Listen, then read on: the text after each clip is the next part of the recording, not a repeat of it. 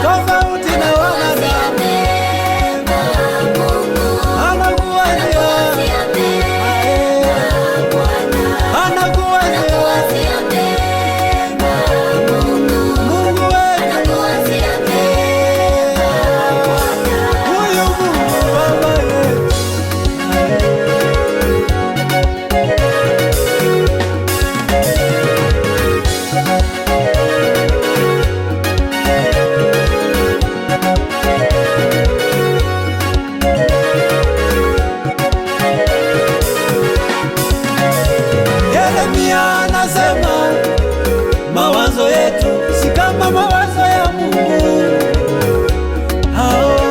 Yeremia anasema mawazo yetu si kama mawazo ya Mungu.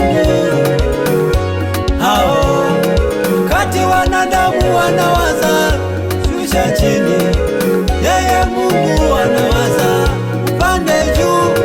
Kati wanadamu wanawaza kukuua, yeye Mungu anawaza wewe uishi. Hiyo ndio tofauti ya wanadamu na Mungu. Hiyo ndio tofauti ya wanadamu na Mungu. Mungu anakuwazia mema, Mungu anakuwazia mema wakati wote. Usilie wewe, usilie wewe rafiki yangu, usilie.